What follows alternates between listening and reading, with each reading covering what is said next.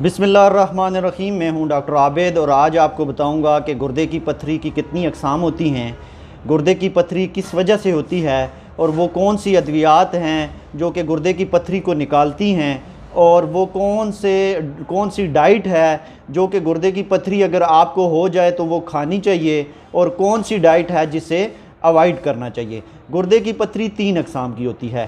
पहली किस्म को हम बोलते हैं calcium oxalate. The most common type of kidney stone is calcium oxalate, यानी बहुत ज़्यादा जो लोगों में जो पत्थरी पाई जाती है वो होती है कैल्शियम ऑक्सीलेट।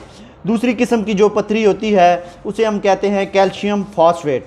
अगर आपके यूटीआई सिस्टम में अबनॉर्मलिटीज़ हैं तो ये वाली पत्थरी बनेगी जिसको हम बोलते हैं कैल्शियम फॉस्फेट।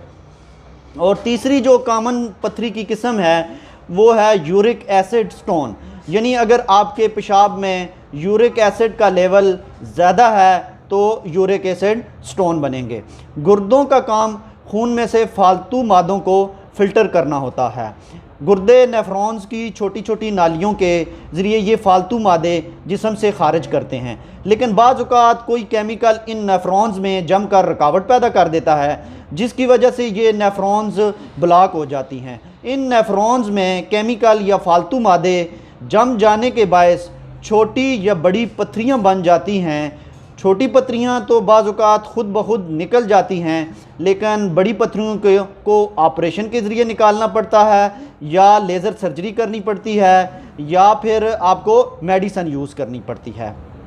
30% लोगों में अब तक पत्थरियाँ बनने की वजह मालूम नहीं हो सकी, लेकिन विटामिन सी और कैल्शियम वाली अद्वियात का बेहद इस्तेमाल, लंबे अरसे तक शुगर, ब्लड प्रेशर, गुर्दे का इन्फेक्शन, पानी का कम इस्तेमाल, मोटापा, गोश्त का ज़्यादा इस्तेमाल, एक्सरसाइज का ना करना और पेशाब की पीएच का ज़्यादा होना, माइग्रेन और मिर्गी की अद्वियात का ज़्यादा इस्तेमाल, ये कॉमन वजूहात हैं जिनकी वजह से अक्सर लोगों को गुर्दे में पत्थरी हो जाती है। अब मैं आपको बताता हूँ कि आपको जब गुर्दे में पत्थरी हो जाएगी तो क्या क्या अलामात आ सकती हैं।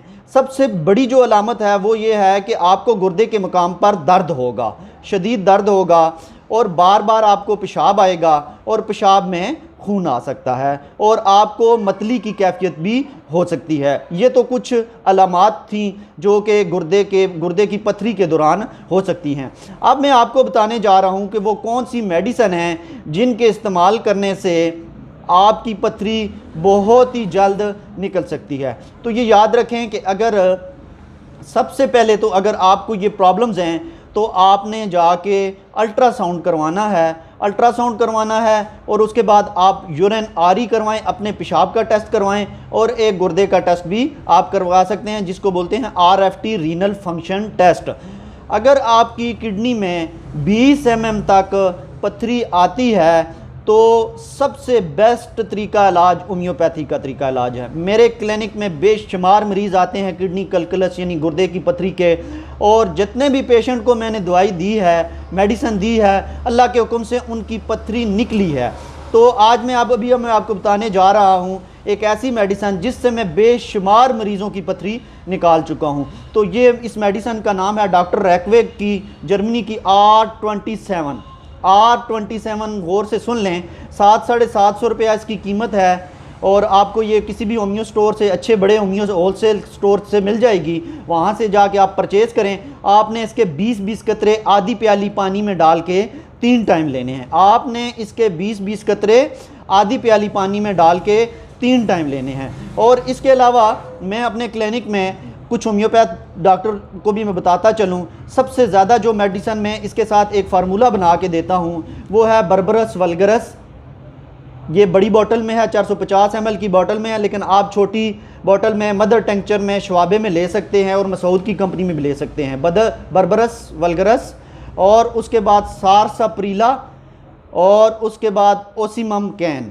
ये 3 मेडिसिन भी मैं बराबर मिक्स करके इनको भी ये इसी R27 के साथ देता हूँ। तो अल्लाह के हुक्म से जितनी आपकी पत्थरी की मिकदार होगी, फिल 4 पत्थरी आपकी इंशाल्लाह कुछ ही अरसे में पेशाब के रास्ते निकल जाएगी। अभी मैं अगर बताता हूँ आपको कि अगर आपके गुर्दे में पत्थरी है और आप उसकी ट्रीटमेंट नहीं करवाते तो बहुत बड़े आपको नुकसानात हो सकते हैं। आपके गुर्दे में इन्फेक्शन हो सकता है, गुर्दे में सोजन हो सकती है, गुर्दे खता के गुर्दे फेल भी हो सकते हैं। और अब ये भी आपको मैं बताता चलूँ कि वो कौन सी ग़िज़ाएँ हैं जो कि गुर्दों के मरीज़ को इस्तेमाल करनी चाहिए।